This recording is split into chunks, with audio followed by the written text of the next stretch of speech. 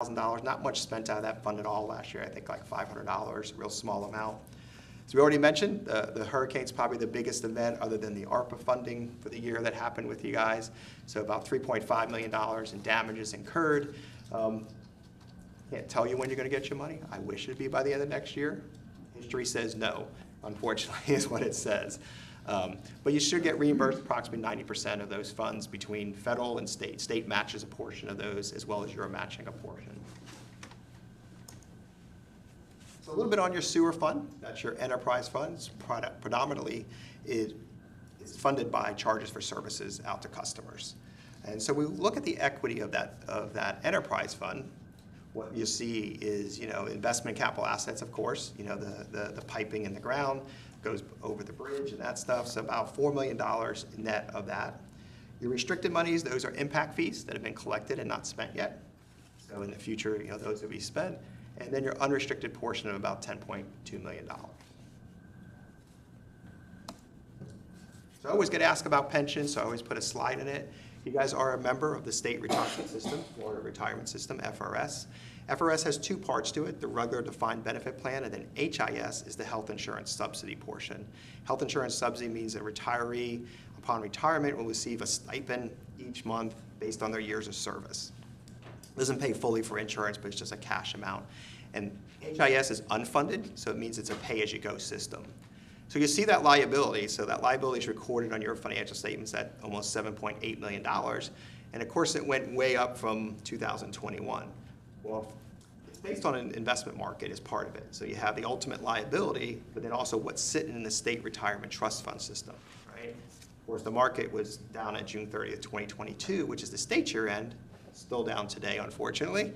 I wish it wasn't for my personal and a bunch of my clients. But that's the effect of that primarily, is that market decline that happened. And I put the funding status so you can see it there. It was extremely high at in 2021 at 96%. It's more back in line to where it was in 2020 and 2019, where it was in the upper 70s, lower 80s for a number of years. I have one question for Kurt. When did we include Public Works in the remainder of our workforce in FRS? Was that 2021? February of 2020. 2020. Okay, so is that why we see that significant from 2020 to 2021? No, that's just a liability based on Okay, all right. the state's investments, really. So we put them in February of 20, has it been 3 years? Okay. Okay, go ahead. And the good thing about FRS, good and bad thing. Good thing is you don't have to worry about the administration of the plan and all that. Bad thing is the state sets the rate. And you can lobby to try to control it, but they're going to set the rate that they want to set. Of course, it does affect the state the most if that contribution percentage goes up. I would anticipate it probably going up based off this investment return. It's just a matter of how long they'll wait. They went a long time without raising it, and then the last couple of years they've done about a 1.5% increase the past 2 years. So I don't know if that number's out yet. Have you seen it? I don't know if I've seen the FRS, but it usually comes out around this time. Because the state's on a junior end, so for their budgeting purposes and also for your guys' as well. Do you know their asset allocation? No. Okay. It looks like they're pretty much exposed to stocks. Yeah. Well, that's what most pensions are going to be long-term with that. So. All right. Any other questions? Was I under time? That's perfect. That was great, but any questions for James? So all in all, you feel like we're in pretty good shape?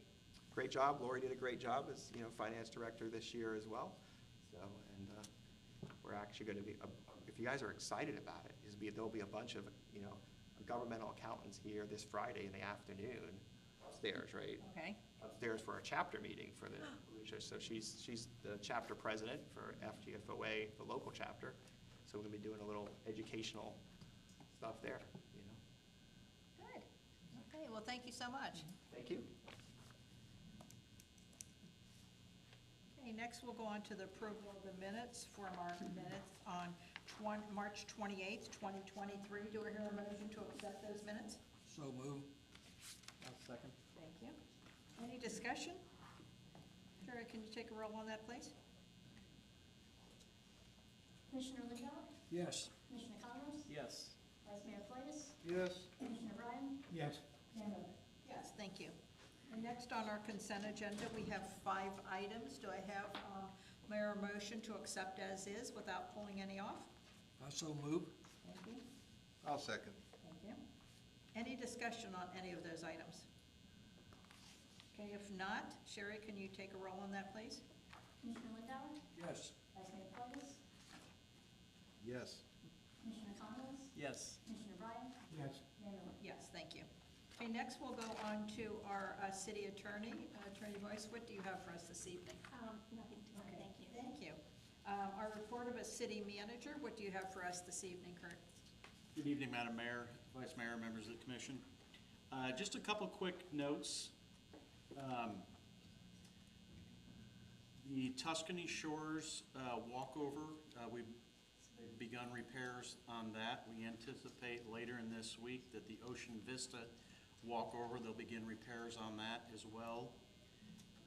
We have received our permits, the field permits for Dune Stairs, which is just temporary access at the following 3 locations: Salida del Sol, Ocean Villas, and Emerald Shores.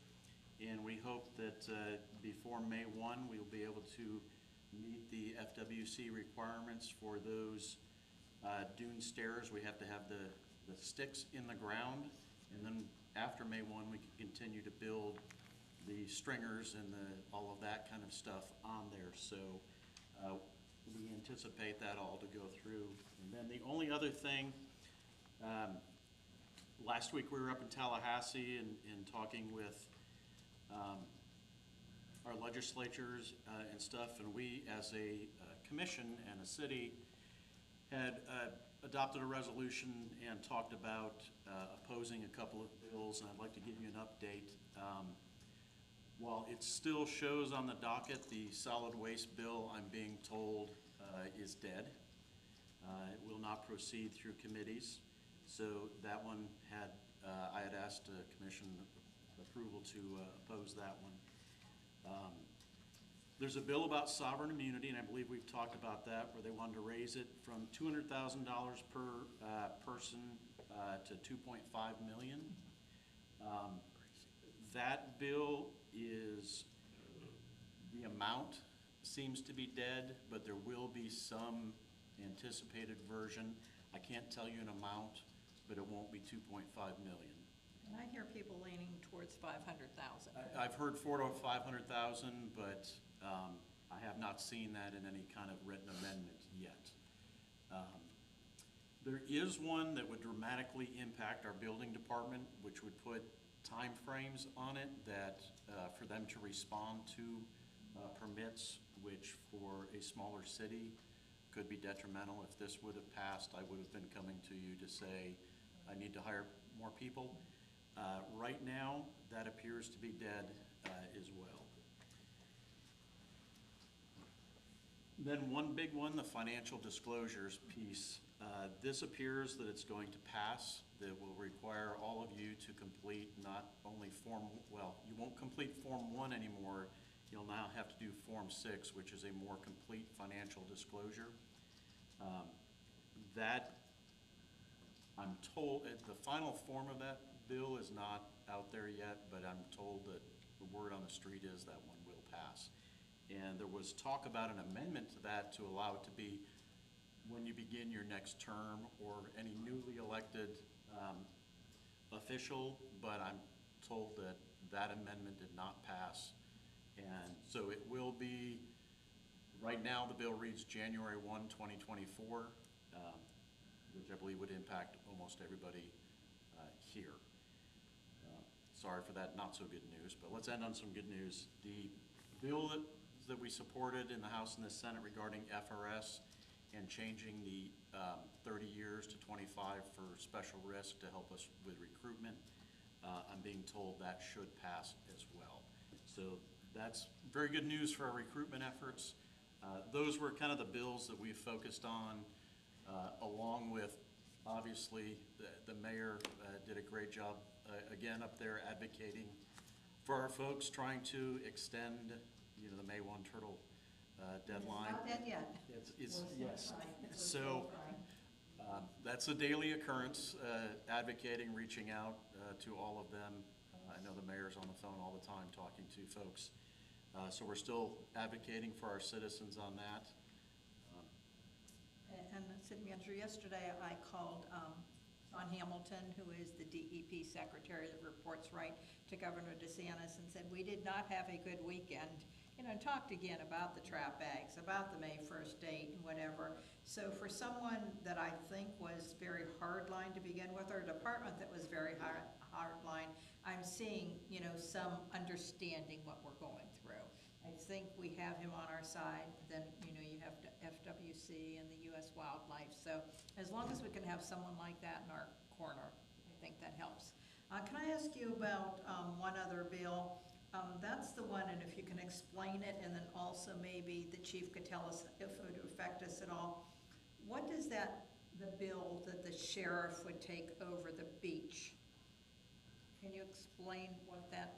Well, the bill on its face, but I think the chief probably can explain it better. It basically eliminates the ability for the county to have its own law enforcement agency, which is Beach Patrol, and it has to be turned over to the county. Now, that impact, I'm gonna look to the chief for him to explain that impact to us and to the county. And do we know how the bill is going? Do you have the answer? I actually have an update as of about an hour ago. Great. It passed out of committee almost unopposed. There was one nay vote. It only has one more, what I was told was it only has one more committee to go through before it reaches the House. But the manager is right. What he said is the bill came out of because of what was going on in Miami, where they voted in a sheriff there. However, I believe it's the mayor, it's a strong mayor system there, intended to keep control of the policing. So the bill would make it illegal for any county entity to have a policing agency other than the sheriff in the unincorporated areas. So what that did is effectively eliminate the county's ability to keep beach safety as a law enforcement agency. My concern from the beginning has been the continuity of service for rescue and BLS services that they provide. I've talked to their chief. They run several thousand BLS calls. We're an ALS agency. They're a basic life support agency. They run several thousand calls a year that we don't have to respond to. With the current difficulty of getting on the beach, the access, that does a tremendous service for us, and if that falls on us, we're gonna have a lot more calls for service. But all indications are that it's gonna go forward. Sheriff Chitwood spoke to the local police chiefs and is extremely confident that that's gonna happen, and he's assured us that there'll be no interruption of service for the policing. Okay, so, going down another level, will we still see the red rescue trucks on the beach, but they'll have sheriffs in it instead of beach safety, or what exactly does that mean? I know that the plan is in place, that the sheriff's office has a plan, but I assume that they will be deputies in the green vehicles. I've heard that the county intends to continue to employ their current beach safety personnel as ocean rescue and EMTs. What is our role, chief, and how often do your personnel go down on the beach? Or just as if they ask to be assist, or that's the only time? Sure, anytime, of course, anybody needs backup, it's the same as any of our other neighboring agencies, we would go down there for policing backup. We have concurrent jurisdiction on the beach. However, we don't enforce the county ordinances, and the county ordinances are what apply on the beach. No dogs on the beach, no drinking on the beach, those types of things. As far as fire service, we are the fire service for the beach, and we are also the advanced life support agency that goes down there. Thank you. Yes, ma'am. Any questions on any of that? Any follow-up questions for our city manager or our chief? Okay, if not, thank you both very much. Next is old business, and this is ordinance 2023-01. Attorney Boyce, can you read that for us, please? Yes, this is ordinance number 2023-01 on second reading and adoption. An ordinance of the City of Daytona Beach Shores, Florida, repealing in its entirety Article 3 Supplemental Economic or Tourism Development Incentive Program Ordinance of Chapter 10 Economic Development codified as sections 10-31 through 10-36 of the Code of Ordinances of the City of Daytona Beach Shores, providing for non-codification, conflict severability, and providing an effective date. Thank you, Attorney Royce. And I think we discussed this pretty much on the first reading. Is there any questions? So in essence, we're just going to remove this from our economic development plan. Do I hear a motion? I move we approve. Thank you. Second. Any discussion? Sure, can you take a roll on this, please? Yes, ma'am. Commissioner Bryan? Yes. Commissioner Lindauer? Yes. Commissioner Conlon? Yes. Vice Mayor Flatus? Yes. Mayor Miller? Yes, thank you. Okay, now we're going to move on to new business. This is ordinance 2023-02. Attorney Forrest, can you read that for us, please?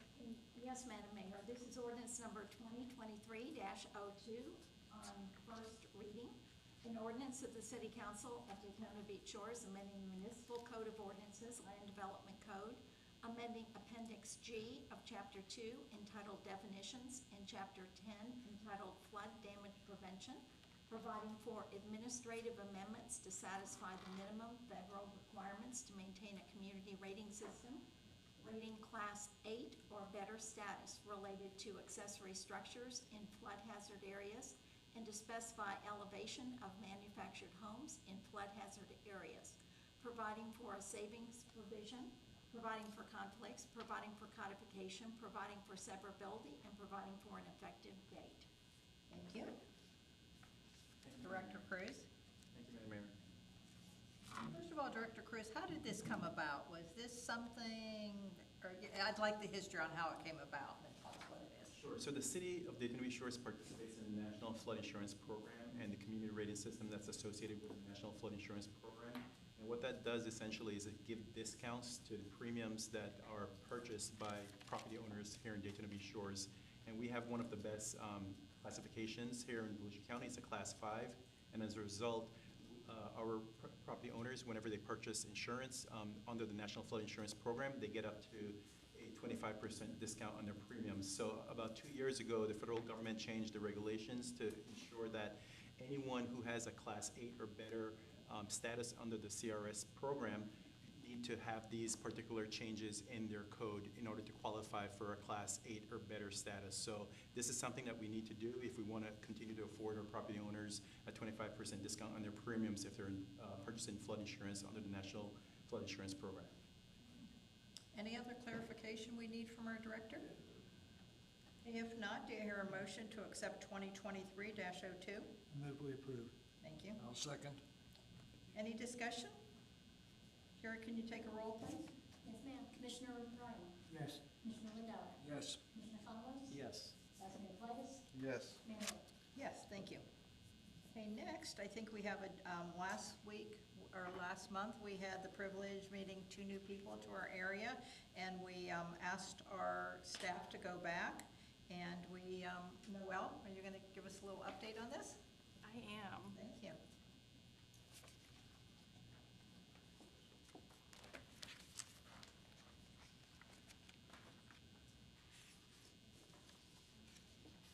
Good evening, Mayor, Commissioners. This is a presentation, and I'm going to kind of brief through the staff component of it, and then Devin and Danielle have another presentation to show you. So this is in regards to the property at 2120 South Atlantic Avenue. It is the old car wash.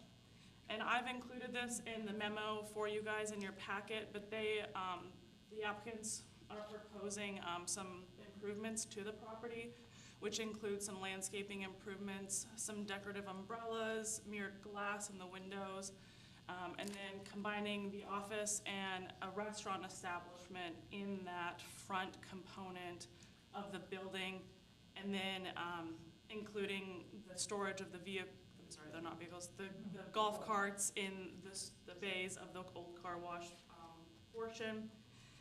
They are also looking to utilize our live-work facility conditional use for the upstairs unit on the back portion, and I'll give you a little bit more information on that.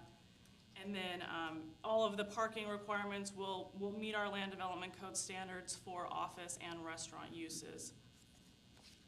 So we're here tonight really because in the zoning district of the GCRD, there isn't a use defined for a tour company or a golf cart tour company, or however we really want to define it. It's not a use that's allowed by right or by special exception. I've just put them up there so you can see that we don't have that in there. Further, I mentioned that they would like to utilize the live-work facility. And I've only included a few of these sections. Part of the live-work facility is that only owners of the business shall occupy the residential unit. They're looking to have an amendment to that, and I'll get to that in a second. And then the facility requirements require a residential minimum floor area of 800 square feet. The current residential area at that property at 2120 is about 704 square feet. So a land development code amendment would need to occur. That's really the premise of my presentation, is basically with direction from the commission, staff would draft an ordinance for these two amendments related to the use of a tour company, and that can be permitted by right in the zoning district, in the city as a whole, in the commercial districts, or the GCRD, or through a conditional use, so we impose some conditions, possibly the ones that are presented tonight, or through the special exception, which is that public hearing process with notices. And then also to amend that live-work facility, allowing an operator of the business, not just an owner of the business, and then the minimum residential square footage for, it is now 800, 700 would be since this one's 704. Further analysis would be done on, how many facilities that would impact in our city. But I will turn it over to Danielle and Devin, and then I can answer questions when they're done presenting.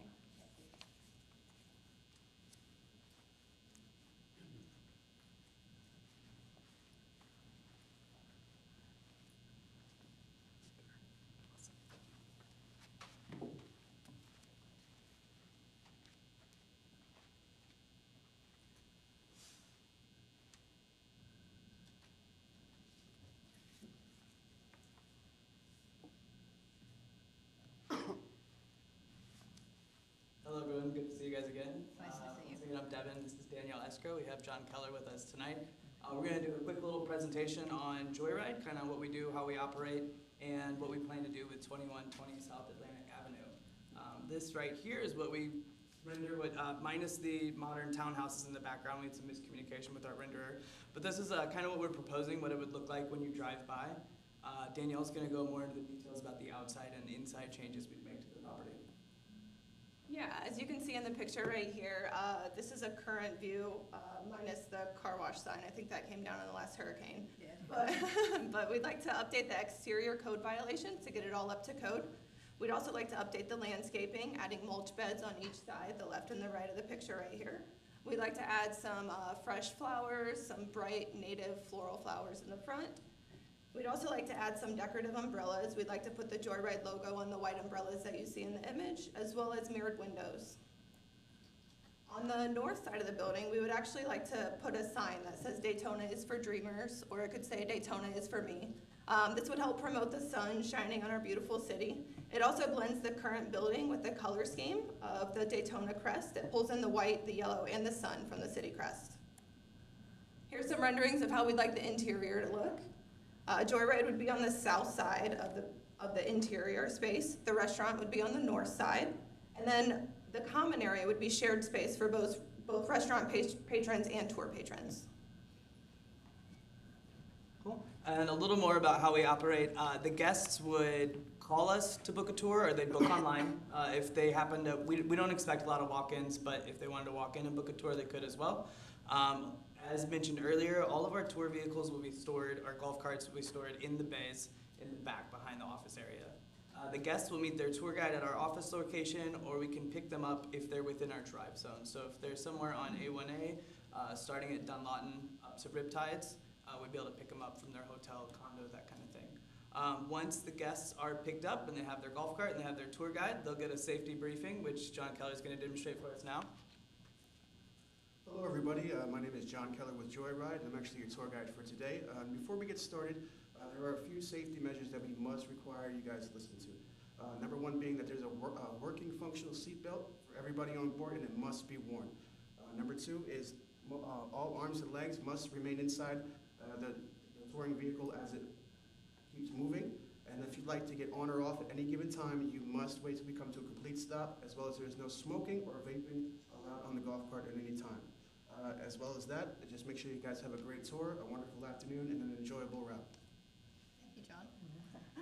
So when you're on the tour, our tour will have historical facts as well as contemporary happenings. We'll give local recommendations, and we will personalize the tour based on the tour group that's going at the time. So if it's a group of cheerleaders that were in town like this past week, they might get a slightly different tour than a family of 5 that are here spending the week on the beach. At the end of the tour, the guests are going to return to wherever they started the tour, whether it was our office space, a local hotel, or we can even drop them off at a business that's within our tour zone. And as we're doing all this, of course, safety is our #1 priority. Dealing with people on golf carts having a good time, we have to drill safety in all the time. So all of our drivers, it really starts with our drivers. All of our drivers are licensed, they're insured. We certify them. We certify them through a training program. We do 2 hours of verbal training and 4 hours of on-the-cart training, and more if we feel like they need it. The emphasis during the on-the-cart training is going to be cautionary, courteous, professional, and traffic-efficient driving. We don't want any slow-moving. We don't want the slow-moving vehicles to have impact on the current traffic. Before our drivers get on their golf cart for the day, they're going to do a 12-point inspection on the golf cart and make sure the golf cart's roadworthy. Yeah, so like Devin said, safety is our #1 priority, so that is why it's our first core value. After that is appearance and professionalism. All of our drivers will be well-groomed, polite, and courteous. Our next core value is network. Our Joyride likes to use local businesses to network and to engage with the community. Our drivers get to know the local businesses through driver days, in which businesses can invite our team to teach us about what makes their business unique. We can then share this information as a genuine suggestion to people that are on the tour.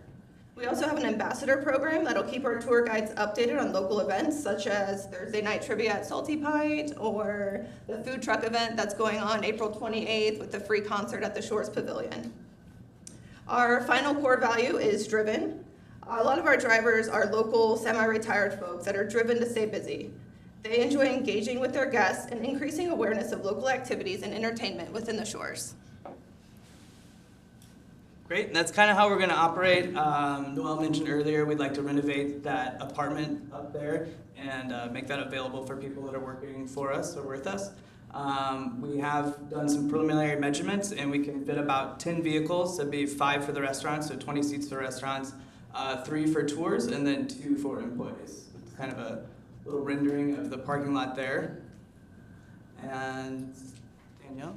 Yeah, finally, we'd like to beautify the property of 2120 South Atlantic Avenue into something we can all be proud of to help solidify to passerbyers that in Daytona Beach Shores, life is better here. And then we have a little video rendering as well, about 30 seconds.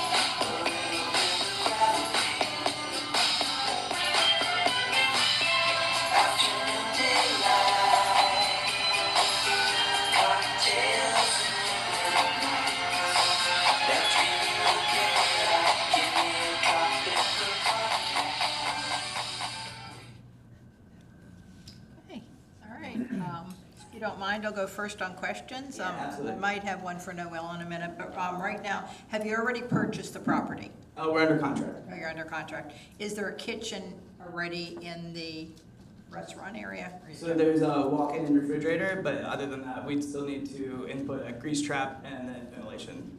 Okay.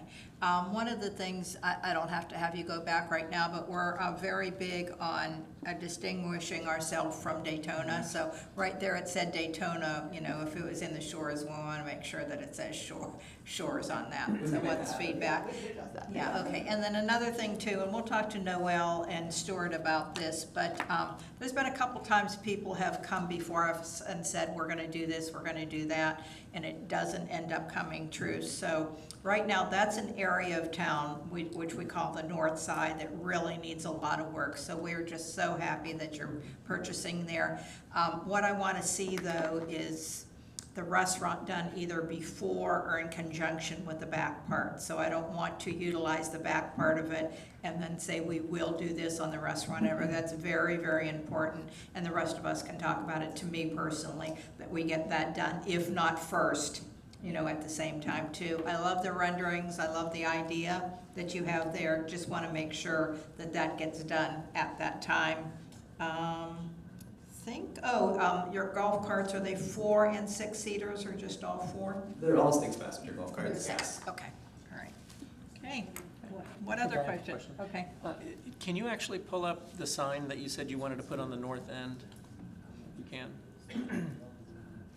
But I, too, also really like the concept and excited that you folks are going to be looking to do this. So now, let's see. Now, is it actually going to incorporate the Daytona Beach Shores logo? We would not incorporate it. Okay, I was going to say, yeah, okay. I just wanted to show how they kind of. I got you. Okay, because I was going to ask the city attorney if there would be any issues with that, but I love it, and I was going to mention the same thing the mayor did about the Daytona Beach Shores. So if you guys can rectify that, that'd be perfect. But great, thank you. One other comment, and I know you had the same thing too. Yeah, We're very big on I making. wrote it down as soon as I saw it, Yeah. about the, not including Daytona Beach Shores, so that's a no-go for me. Okay. I noticed in the rendering that you had what appeared to be a wine rack. Are you gonna have a liquor license? We plan on the restaurant serving beer and wine. We don't plan on getting a full liquor license at this time, but for the beer and wine license. And do you have any idea what type of food, or is it gonna be breakfast, lunch, and dinner? What hours do you think this restaurant will be open? I think it'll mainly be a lunch and dinner. We're currently in talks with somebody that has a burger concept that they have a few of already, and they're interested in moving into that space. We'd like to have something open in the afternoon and the evening for the Shores. Okay, great. All right, I also have a concern about the residential unit component. Yes.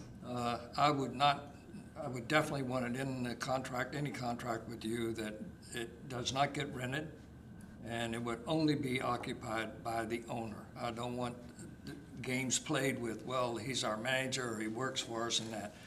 As far as I'm concerned, that is a bad, it's a less desirable area, and we do not want rentals to people in that area. We would want the owner to occupy that building, and no one else. They're asking for the owner or the operator. Well, I understand, but the operator, you can play games with that, and I don't want the opportunity to play games. I just want that to be a place for the operator, period. So at this point, we live down the road, and I don't know if the individual that we'd be having come in for the burger restaurant would be interested in staying there.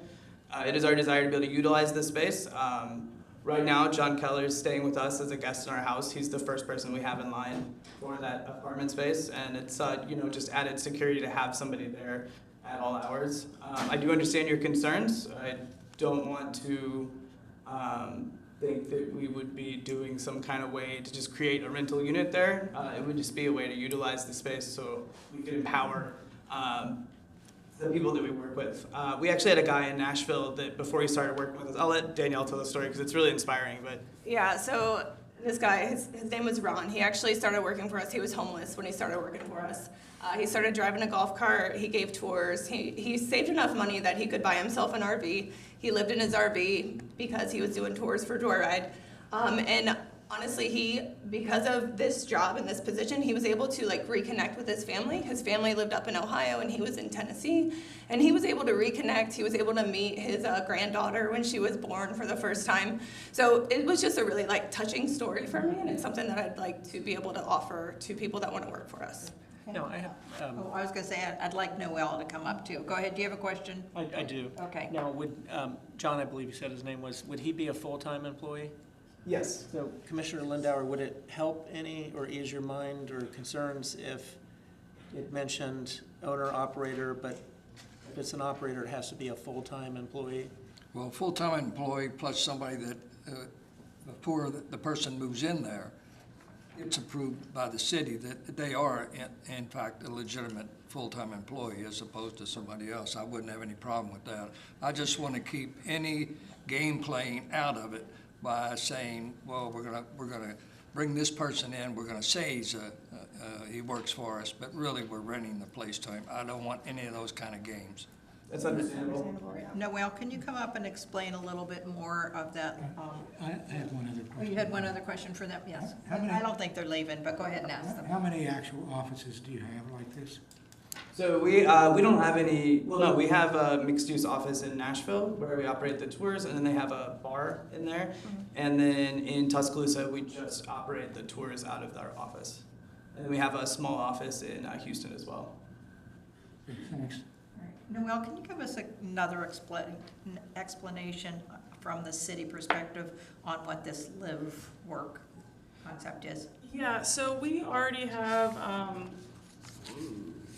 quite a three pages of conditions related to the live work facility. And the first is that a bona fide owner of the business associated with the live work facility must occupy the living portion. The next one is that no portion of the live work facility may be separately rented or sold as commercial space or as residential space for a person or persons not working on the premises. How we ensure that, I guess would be the question I think that you're asking. It is a part of a condition here, so, if we have the understanding that somebody is not operating, it would be a code violation. Okay. But I get your concern as ensuring that in the beginning, and I'm not too sure how. So Deb, so you are you gonna be renting it to this person, or it's just a bonus of their employment? I think it would be considered their compensation package. Okay. I don't think we'd expect them to take the money from us and then pay us back for the space, but Be we can. part of their package? Yes. Okay, all right. Stuart, how could we ensure compliance, if we go along with this? So right now, there was only one facility that had the conditional use permit here in Daytona Beach Shores. It was Blue Coast, and we knew for a fact that the property owner was living up there based on the deed and the ownership documents that they provided to us. I suspect, after consulting with the city attorney's office, they would have to provide some sort of employment form showing us that indeed the person is a full-time employee for the business. Okay, and would that be all right for you, Commissioner Lindauer? Yeah, as long as I know it's a legitimate employee. I'm just concerned about any game playing by claiming that somebody that you're sticking in there is an employee just so they can get in there, and they're not really an employee. So a little more about Danielle and I as well. We, like we mentioned a couple of weeks ago, we moved down here. We plan on being here long term. This is our livelihood. It's Joyride's kind of, not to get too much into it, but split up into different franchises. So this would be our, our piece of Joyride. This would be our home. We don't want to, cause trouble in our home. That's for sure. So I appreciate the concerns, and we can get up here and say it's going to be fine all you want. But I know you guys want something more, concrete. But we're here to stay, and we expect to see a lot more of you guys on a regular basis, and for good things, not for bad things. And I have a question. I'm just curious. How did you choose Daytona Beach Shores when you're coming from Nashville as opposed to St. Augustine or some other place that seemed like it's more touristy? So with our work with NASCAR, we're brought here quite a bit, and when we're not, on the racetrack, we're driving around town checking it out. My wife and I are very much into real estate, and we saw the area and what it was doing. We came here first in late 2018, and after seeing it just even in a year from 2018 to 2019, the improvements and just where everything's headed this way, we decided to make the move in late 2020. Have you thought about working in conjunction with the local businesses in terms of driving business to them or recommending and so forth? Absolutely. That's actually a huge part of our business model. We've actually already been in talks with local businesses. We talked to the owner of Salty Pint. Obviously, we've talked to Kevin over at the Cracked Egg and a few other businesses as well. One kind of cool thing that we do is we offer the business the ability to host a driver day, in which case, like Salty Pint, they would put out a few of their sandwiches, cut them into quarters, whatever. We bring our drivers in. They come try out some of the sandwiches. The owner can tell them about Salty Pint, what inspired him to open it, a little bit of the background on the business. And then after that, when our drivers are out and about giving recommendations, they can give an authentic recommendation saying, hey, Salty Pint's a really cool place. I met John Fairbanks. You know, he's really cool. He really went for it with this. And on top of that, we've developed in other markets systems in which there's some kind of compensation or some kind of incentive for our drivers to bring business to certain locations. But that is it's a great question. It's a huge part of what we do. We're excited to be participating in the economy here with that. Well, I wonder if there would be a sense of competition though, since you're opening up a restaurant. You know, that's why we were really interested in doing a burger restaurant. That's why it just really fit, because we don't see a burger joint yet in Daytona Beach Shores. We got a little information that may not be the case anymore here soon. So we're taking that into consideration. But so far there hasn't been any issues. You know, we're going to try to do something that complements the area, not takes business away from anybody else. Any other questions? Yes. I do. The golf carts now, obviously they're going to be street legal. Yes, absolutely. What are their capabilities as far as speed and that type of thing? I imagine they would at least go 35 miles an hour. No, they don't go at 35. They max out at 25. They max out at 25 miles an hour. Okay. And I imagine your insurance coverage would drive most of that. Yeah, we work with NASCAR, so we're heavily insured. Okay.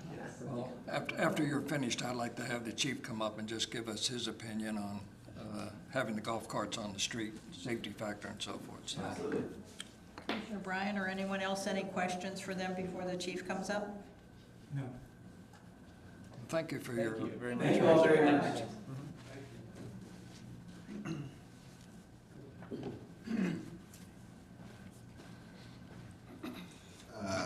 Mike Fowler, Director of Public Safety.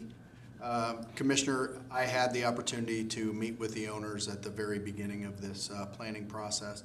I had some concerns regarding safety with having the golf carts out on A1A. One of them was that they'd be able to maintain a minimum speed, that they have the minimum safety equipment, and the main concern was that they not be stopping on the roadway when they get to the different destinations that they have planned. They were able to alleviate my concerns for all of those. And one of the big things that they bring that other golf cart drivers don't necessarily bring is they have experienced drivers. So we've had some very serious crashes. When these crash, it tends to be very bad for the occupants. And that's usually due to inexperienced drivers. They have professional drivers that are going to drive them every day, which gives me the confidence that this should be a relatively safe undertaking. So you're comfortable with this? Yes, sir. Thank you. Yes, sir. Do you have another? No, I don't. I actually have another question for the owners real quick. Thank you, Chief. Now, when, say, John is given a tour, how does he communicate? Is there an intercom system, or how can people hear him? It'll be a small, localized PA system. So you'll be able to hear it on the golf cart. You shouldn't be able to hear it off of the golf You cart. won't. Okay, perfect. Thank you. Any other questions for either Noel, Stewart, chief, owners? Okay, if not, so I guess we're at the point right now that we would like staff to go back and proceed with the Land Development Code amendment with the things that we brought up in commission today, you know, with the restaurant being open at the same time, if not before. That put a stipulation in about who would be staying up in the office. What else do we want to make sure? I'm sorry, are they gonna have doors, or are they gonna be open? Open? Doors. Doors. Initially, we have one that already has doors. Go ahead. shield and a roof. No, I'm sorry, where the garage part of it. The bay. Yeah, the base, the carts will be enclosed. Okay. Okay, any other questions or anything else we'd like to direct staff? I would move that we accept it. Approve. Well, we have to, so right now, they're gonna go back with the land development Right, agreement, right. yes, and then Correct. when they come back. For then- the first city staff to move forward, correct? Okay.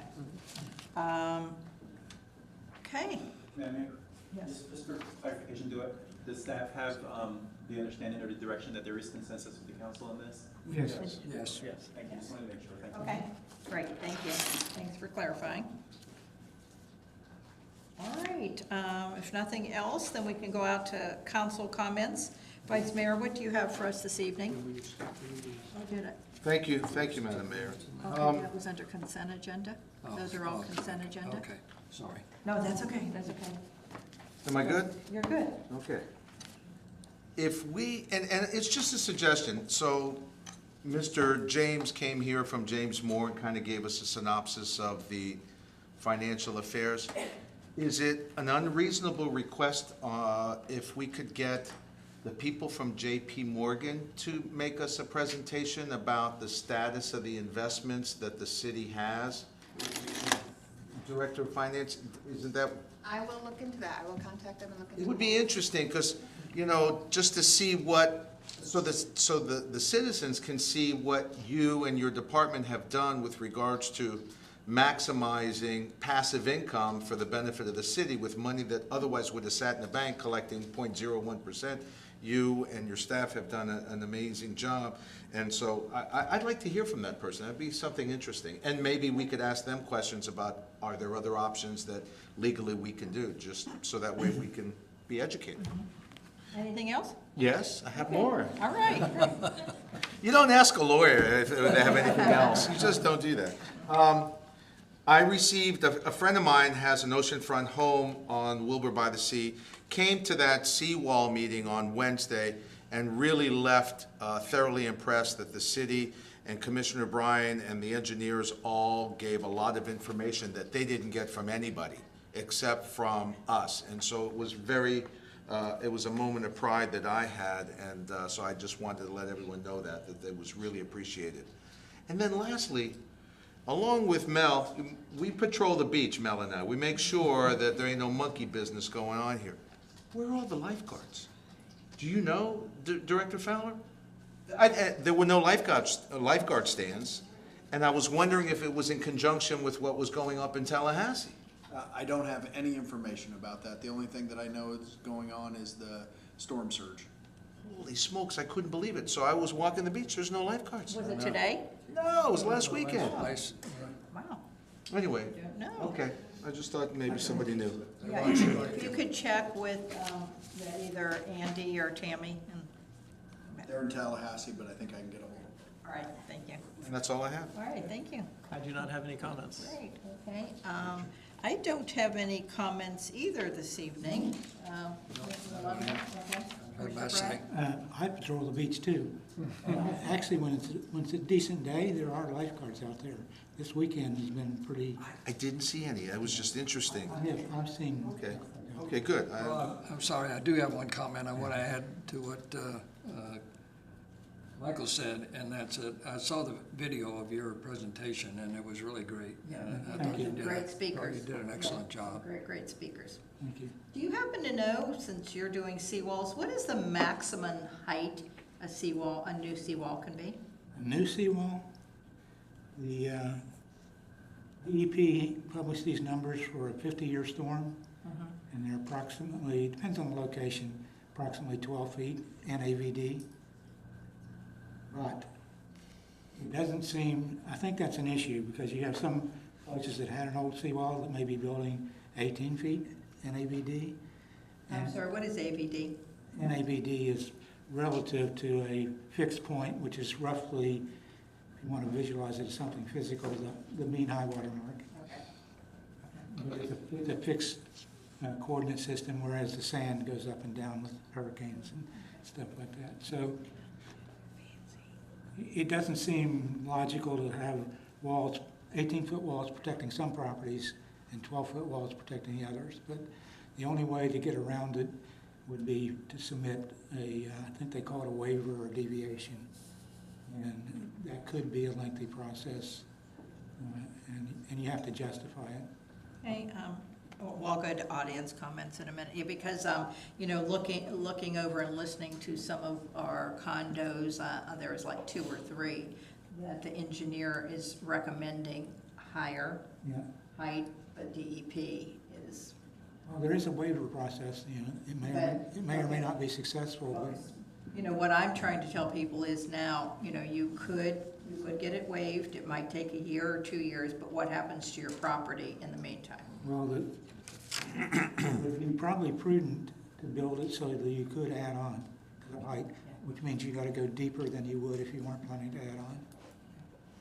So that would be, I think that would be a prudent thing to do. Makes sense. 12 feet is probably gonna carry people through for a number of years, but if we get an, you know, 100-year storm, it'll get overtopped. And it depends on what's behind the wall, what you're trying to protect. If just land behind there and it slopes up to the swimming pool, you might be okay with it being overtopped. Well, again, I also listened to the presentation, and you had some very, very good speakers. Thank you for doing that. Got a lot of good feedback, so. We'll go on to audience I would like to mention 2 very important takeaways that I hope the city, the county, and the property owners. One is that it's extremely important to have temporary armoring that will likely get people through the next hurricane season, because there's almost, there'll be a large number of properties that won't have temporary armoring even by the end of the hurricane season.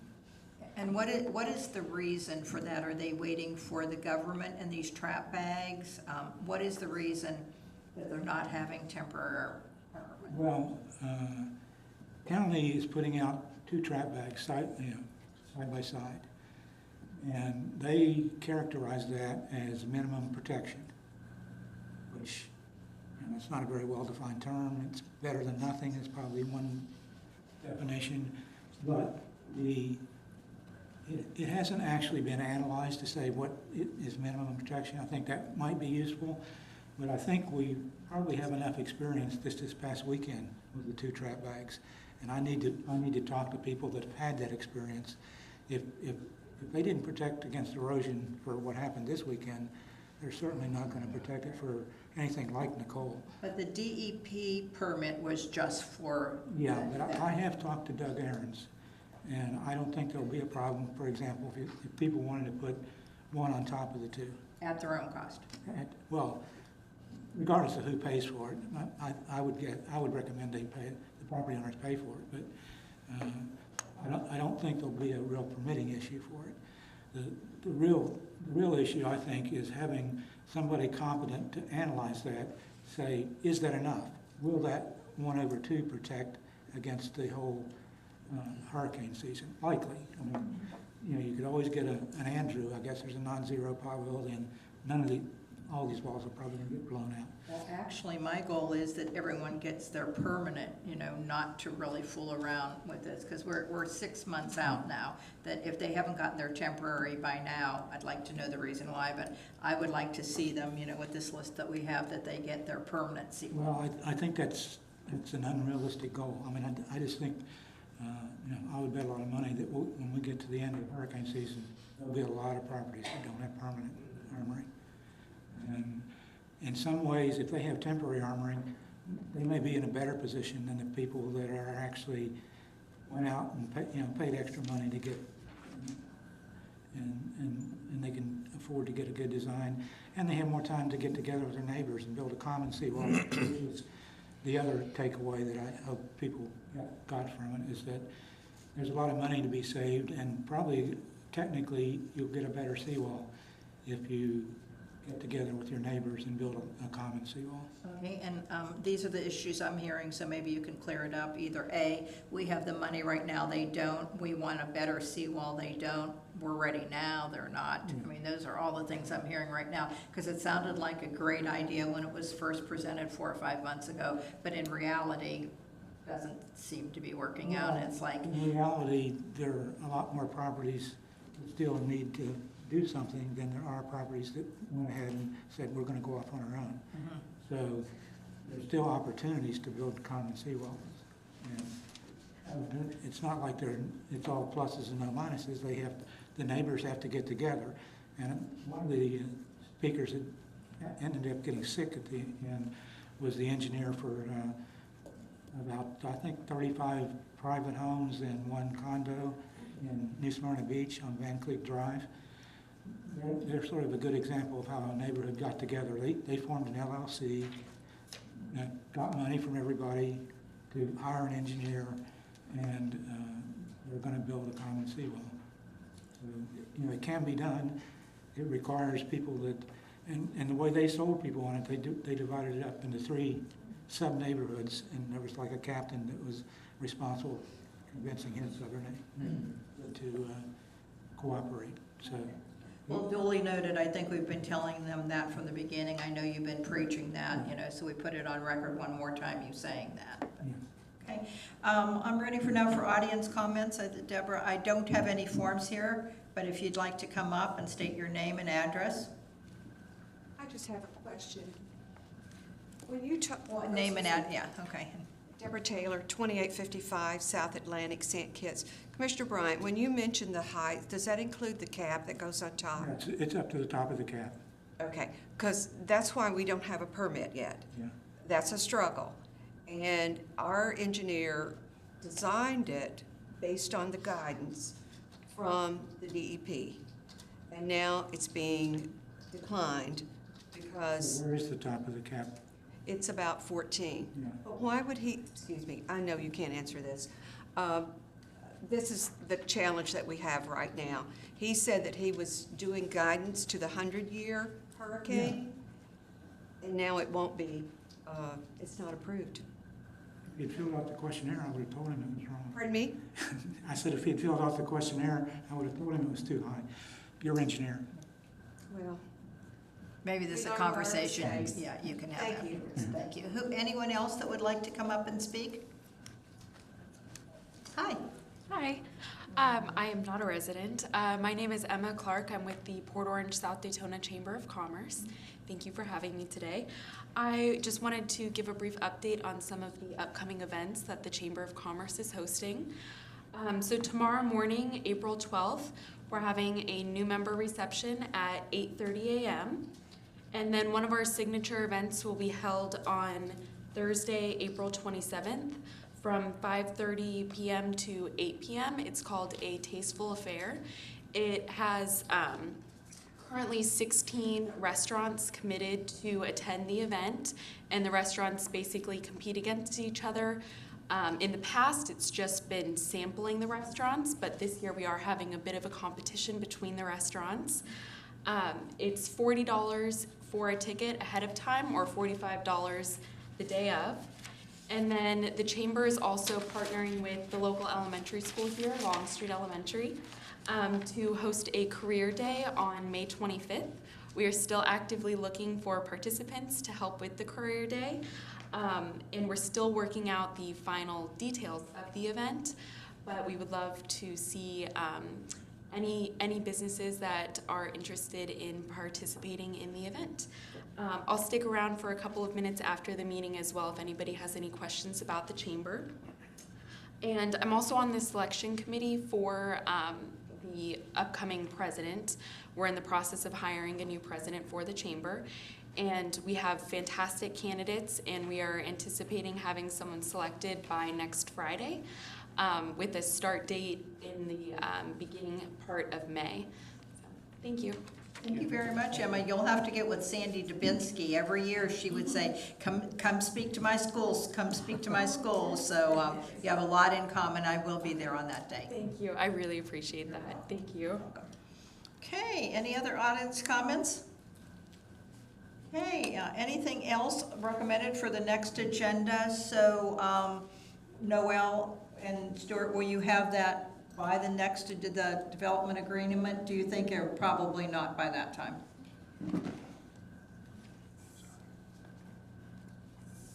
I know that's only 2 weeks. Does it typically take longer than that? generally does, Madam Mayor, and just another reminder to the commission is that generally, because this is a land development code and zoning type regulation, it would have to go to the planning E&Z board first. as well. So we're gonna try to schedule it as efficiently as we can before it comes to the council. Okay, thank you. Okay, anything else for the next agenda? Okay, if not, thank you very much for coming today. The meeting's adjourned.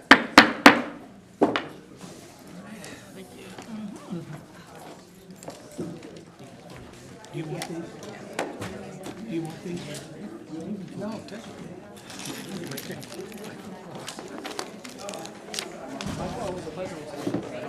Marlene had some cookies. Hi, Carol.